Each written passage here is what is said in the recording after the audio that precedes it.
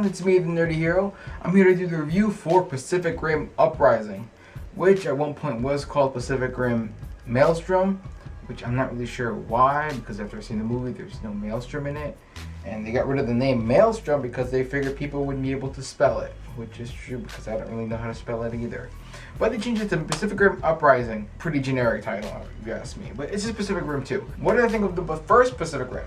Well, like I've said many times before, I love big monsters. Big monsters, big robots just clashing. It's cheesy, generic, fun action, and I just eat it all up. I love it. It's one of the main reasons why I still hold on for the Transformers franchise.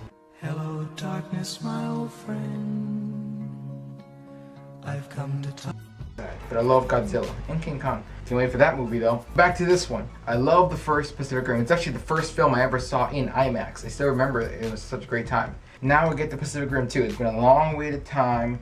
What do we have? Well, we got barely any of the returning cast. We have a few. I mean, Charlie Day's back. He's the most memorable one. Mako, the daughter of Idris Elba's character.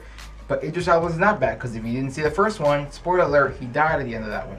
So we have his son, played by John Boyega, who comes in and he's just like this guy who doesn't want to do anything with the military, and he's just kind of like down on his luck, and he gets thrown back into the military, join up with the Jaeger program and train these new recruits, and we have all these new kids. These kids are here because they're more drift compatible. When they're younger, it's easier to train them and become even better. So we have all these young kids coming up, and then what happens is blah blah blah, blah blah blah blah, monsters fight. That's all I really remember of these people. I mean, John Boyega does a great job. You like him. You like him. There's this new girl coming in, kind of relatable to John Boyega. It's not a romance thing. It's more or less like a brother-sister kind of connection that they have.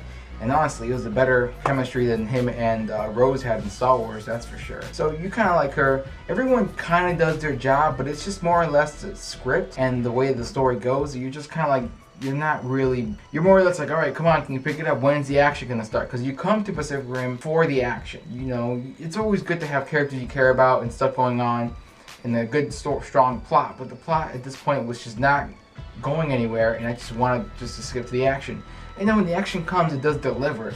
You don't really see any monsters until the end of the film, that's for sure.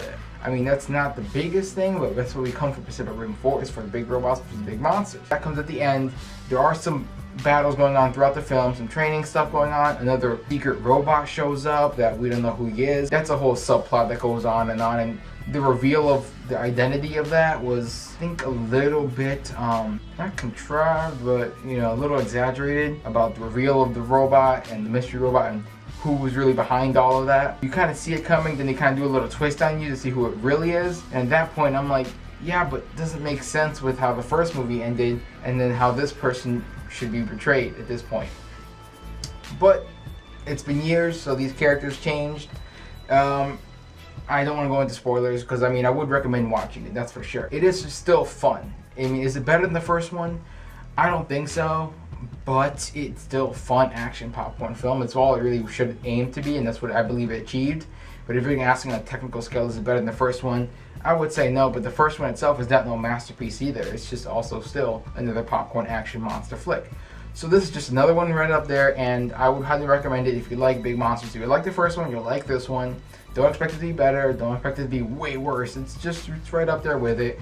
So that's my reaction, guys. So that's my review, guys. I don't have much else to say about this movie. It's big monsters of action. You like that? Go watch it. If you don't like that, go watch something else. But that's my review, guys. Hope you enjoyed it. Remember, you can like, comment, subscribe to my YouTube channel. And as always, guys, remember, keep it nerdy.